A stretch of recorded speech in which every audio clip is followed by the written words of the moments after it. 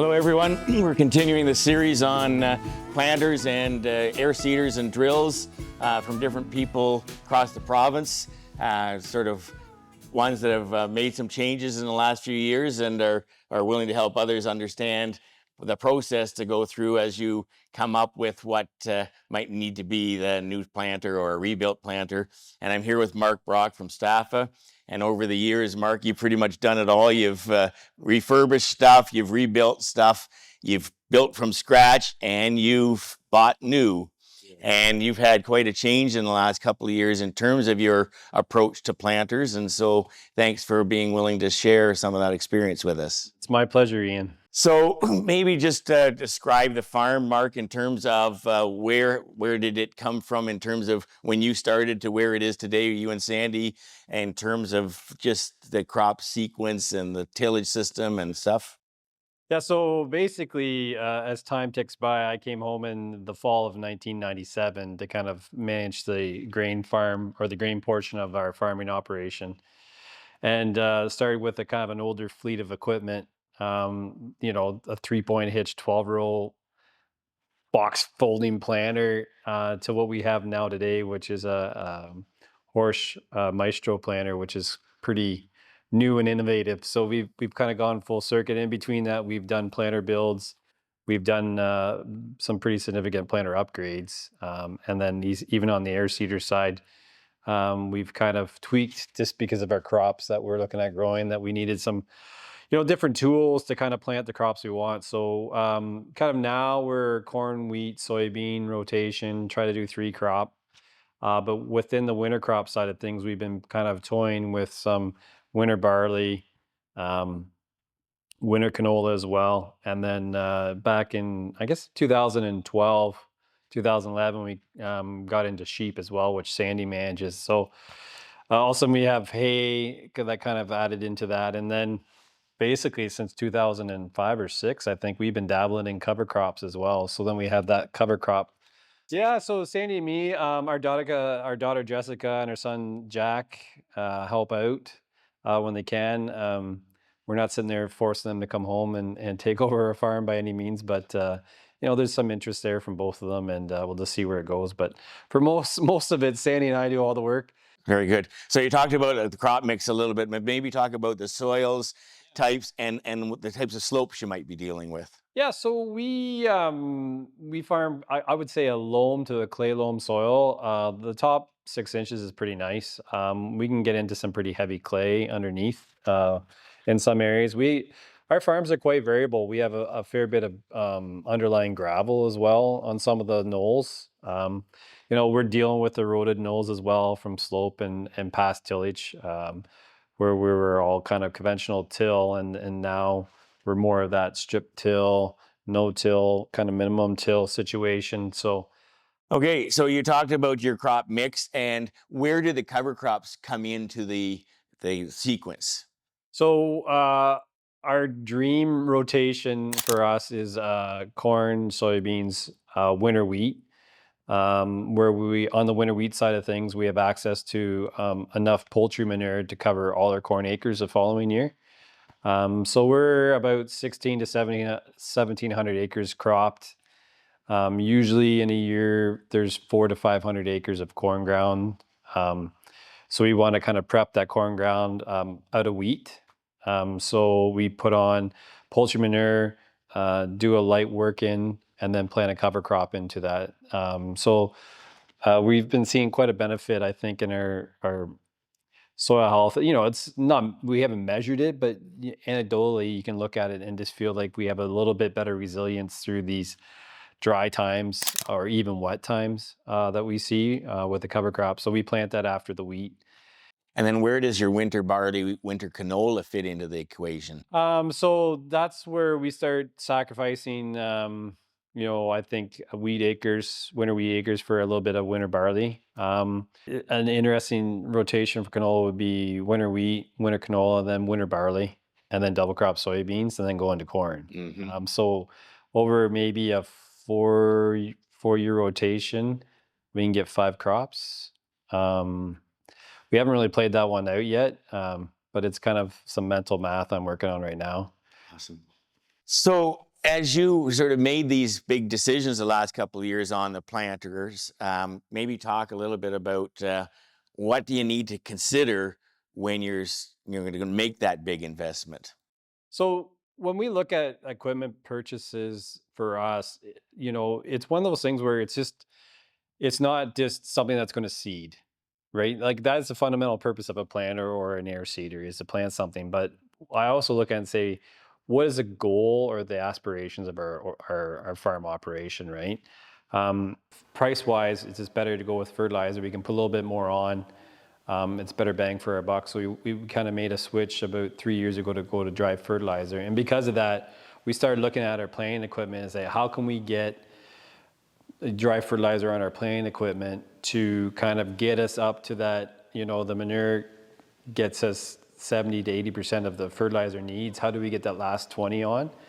And then that last 20, because we've done a base rate of manure, we can VR that last little bit to really hone in on what we need to put where. And that's part of the reason why we've moved towards doing a lot more work with SWOT mapping, is that we're really trying to fine tune those areas. So, And you wanted to be able to put on an array of different crops with not a whole lot of adjustment.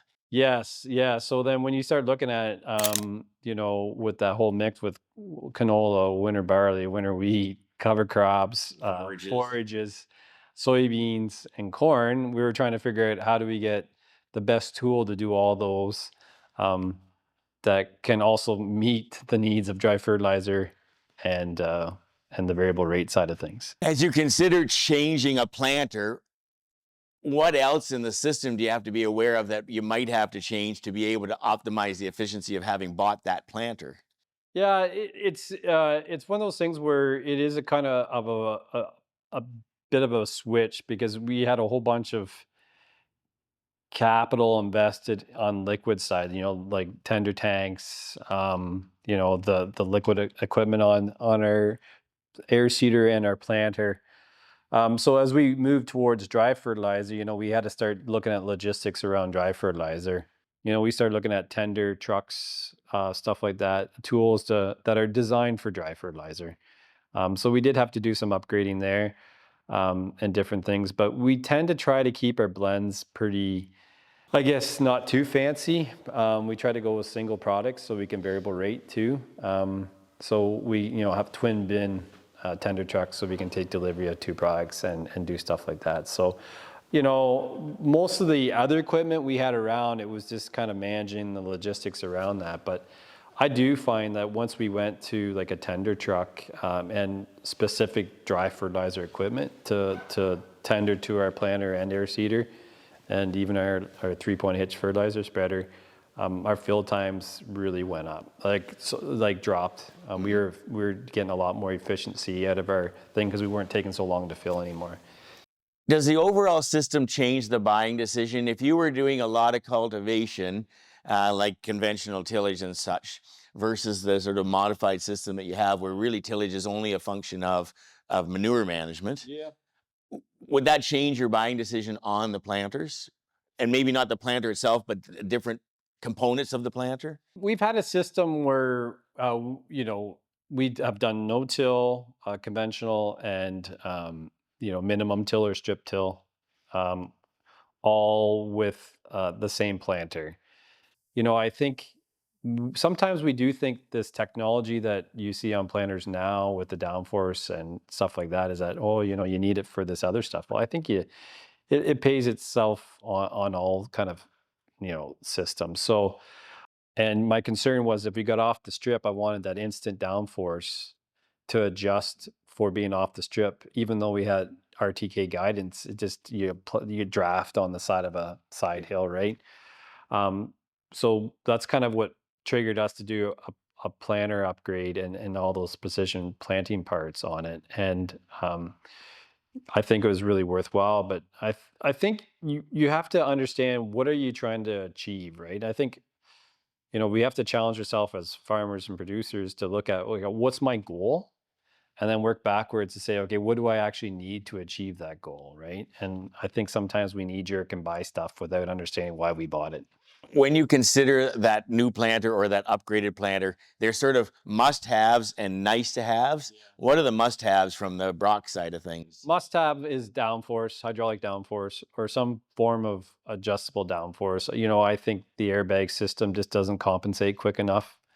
For us, downforce and then section control. We seen section control. We put it on as soon as we could back on a planter whenever it kind of came out. Egg Leader had an aftermarket thing that we could put on the back covers and would shut off the seed flow. And you could see it on the yield monitor where you plant it into a triangular headland, and it just you have two options: either stop when half the planter is into it and you have the gap of where it's not planted, or you plant all the way in, because back then we didn't have any even half-width disconnect on the planter. A lot of it's mental because you're not dealing, like even with wheat, when you're putting nitrogen on wheat now with section control on a sprayer, we're not seeing those overlaps where the wheat lodges and you're trying to scrape the ground, right? Like it's operator fatigue on some of that stuff too at harvest time, and then the yield loss. The same with the air seeder. The air seeder, we don't have section control on. That's maybe the one hiccup that I kind of wish we had on it. We could add it. It's just, for me, it's expensive to do it. In terms of nice to have, then The good seed tubes on a planter, you can get into like the seed tubes or speed tubes now, or whatever people want to call them, where, you're controlling the seed all the way down to the ground. And when I look at must-haves, they're ticking agronomic boxes. okay. And the nice-to-haves are user efficiency, some of those things that maybe struggle to pay back quite as quick as some of the other things. So what of those two units that you have, the corn planter and the air seeder, what was sort of the thing that sold you on those two rigs? I'll start with the corn planter. So the corn planter is as I said, a Maestro. I think it's an SV12, so a 12-row. But what sold me on it is that it's a compact unit that has bulk dry fertilizer and bulk seed, and it's the only one that I know of in the marketplace that does that in a 12-row. And not only that, but it doesn't put all that weight on skinny little tires. No, so it has 520, I forget what tire size is on the planter. And the nice part about it is that it takes these two hydraulic cylinders underneath the frame, and I think you have pictures of them when I was going through it last night. Yeah. And it sucks it back and transfers that weight out across the toolbar, and then it also has active wing weight pressure as well, right? There's technically two wings the way it folds, so it's 6 and 6. So then it kind of also has some pressure to hold down on the wings, and it transfers that across that whole toolbar. And I find it's really nice. It does a really good job. We had a 16-row because my 12-row hadn't shown up yet, so we ran a spring.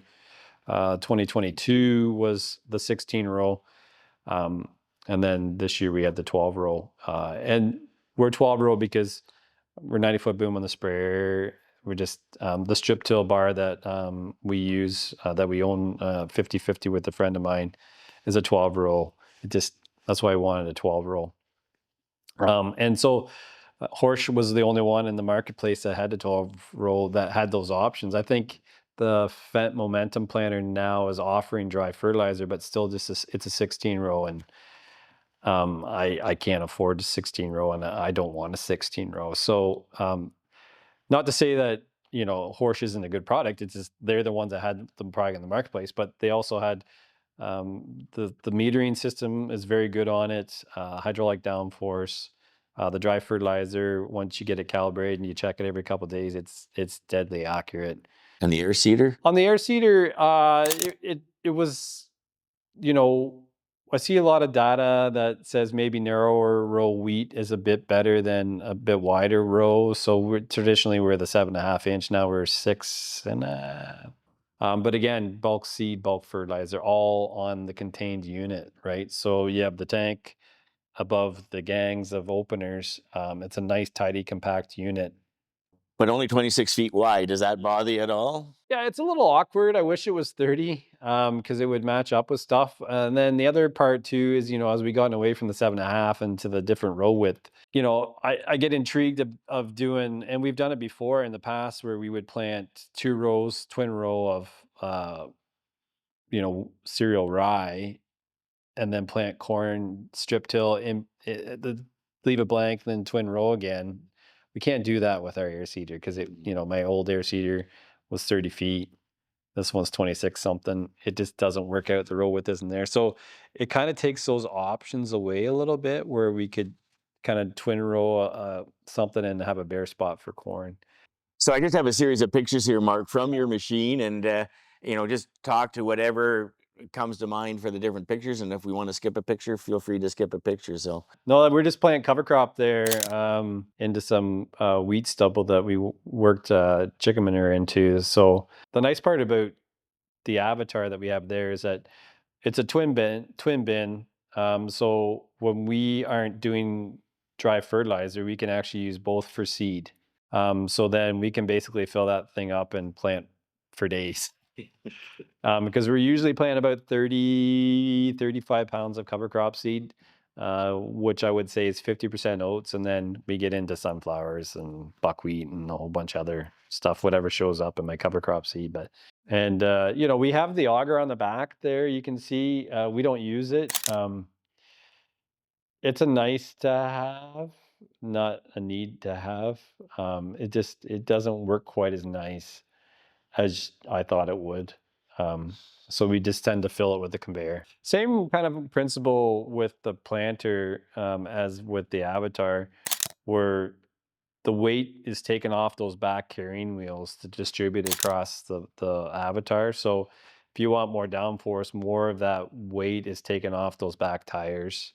you remember what those tires are? Well, they're probably like a 425 or. Yeah, I think they're bigger than that. Yeah. Okay. Yeah.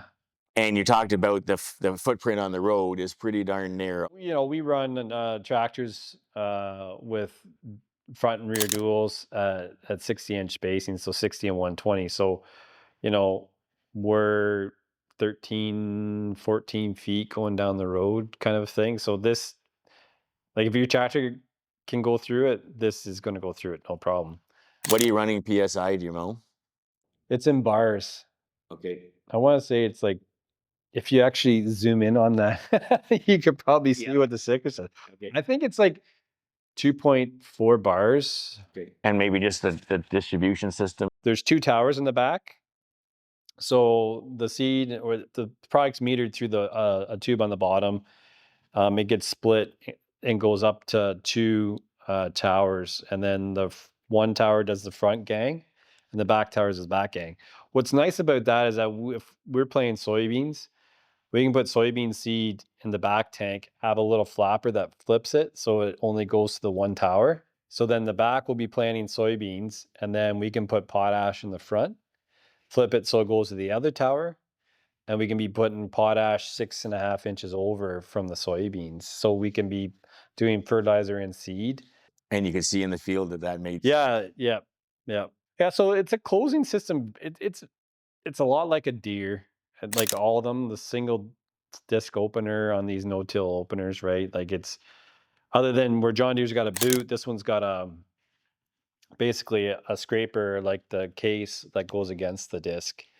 That kind of, the disc leads and then it pushes open a trench, and then like all of them have that angle closing wheel on the back that close it. The nice part about this, I don't know if there's a picture of it, but there's a wheel that kind of helps seat the seed into the trench with the wheel right behind the scraper. So it's in there. If it gets really muddy, you can lock it up and get it out of place so that the seed doesn't stick to it. Mm-hmm. So now we're looking at the corn planter. Yep. Now I think this is the 16 row. This is the 16 row. So this isn't what I have now, but the components are all the same. Okay. This is a North American model, where mine's a European. So it's mine tends to be, the one I have now, the 12 row, is a lot narrower. But on this new one, the 12 row, you still have got big tires. Yeah. Same thing in a North American planter, right? Yep.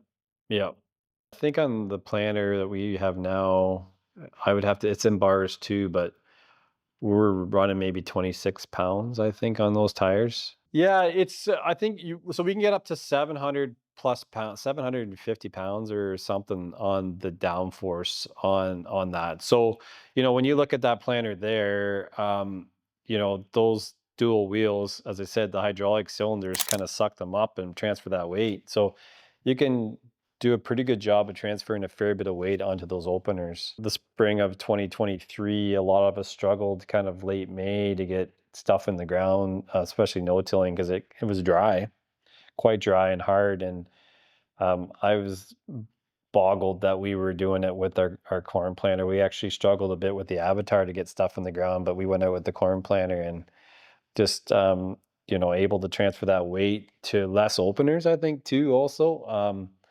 Yeah, and fundamentally, a corn planter is a corn planter in a way. Like each manufacturer just kind of has their little tweak or gimmick. Same thing with this Avatar though. Like it's got a nice rubber wheel that goes in the trench. I know there's a Keaton seed firmers out there. We've always kind of had a Keaton style. We had Keaton seed firmers on our John Deere planters, but I'd never been 100% enamored with them. They always just, sometimes struggled if they were doing what they're supposed to do, and that could have been operator error. This one's a 3-tank one. What we have is a 2-tank um, now, but this one here, we were able to put fertilizer in the front and the back tank, and seed went in the middle. But now ours is just a two tank one where the dry goes in the front and the seeds in the back. The one thing that we will probably do to ours is that we've been running the double closing rubber closing wheel because we used this planter last year, and then this spring ours still just had the two double. I think we will change that out. We're kind of scratching off, leveling off with the row cleaner in front and moving any residue. So we tend to take that drier soil off the top, and then we're fairly moist soil that we're playing into, and I just want a little bit clean, like a bit more aggressive chipping on the sidewall closing system. And there's those cylinders I talked about too, where we can transfer that weight, so they get sucked up. So as the toolbar comes down, it basically comes down like this, and those cylinders kind of go up, like get sucked and retracted. And yeah, you can see that one's pretty wide. The inside duals are 120, and then your outsides, I think, are 160. So that's kind of a beast going down the roads. It's the same width as a combine with duals.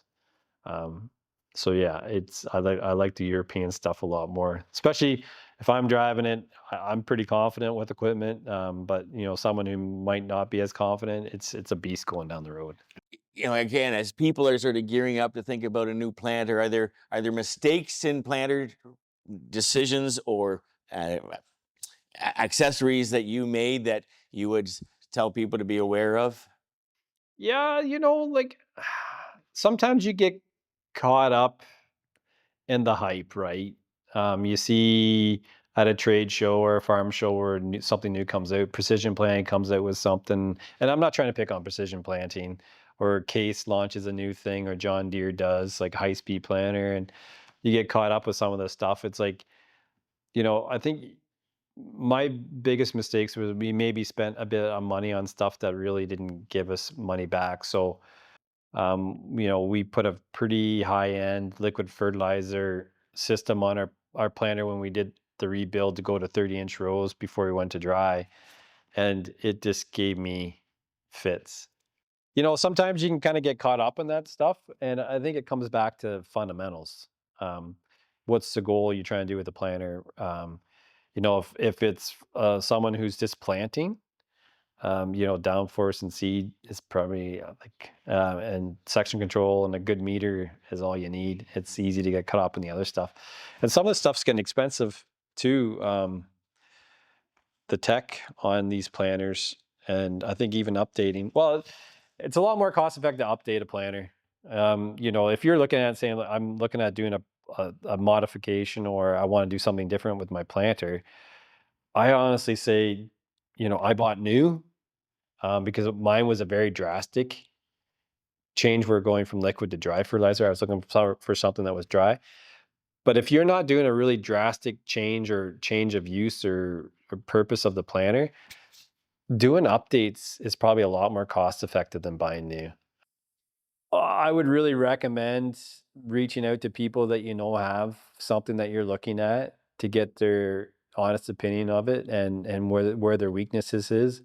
You know, for me, like on my Avatar, my weakness is that we're just working through some down pressure issues on it because of the way the hydraulics are designed. We can change it and get it fixed. But, you know, would it change my purchasing decision? No, but I wish I understood it a little bit better because I didn't get to use it in real hard no-till conditions before I bought it. Very good. And anything next other than dealing with the down pressure and the fan on the Avatar? We're very happy with what we have. I think you're always tweaking something. There's always something that you got to adjust or make different. Um, you know, on the Avatar, I'm very happy with its performance. You know, when we go to meter out winter canola and trying to plant at 3.5 pounds the acre, I had like maybe a quarter of a coffee cup left over a seed in the tank when I was done. Like the metering system on it's the fantastic. So yeah, you know, you're gonna run into a couple blips and troubles here and there, but so I think it's just being adaptable and understanding that it's never going to be 100%, and that's outside any major issues. Understood. It's your minor stuff, but Okay. yeah. Well, that brings us to the end, Mark, and I just want to say on behalf of those that are going to see this seminar, thanks very much for taking the time to chat with us today and help others to walk through that decision-making process on how to move forward. Awesome. Well, I appreciate the opportunity, Ian, and look forward to the future. Awesome.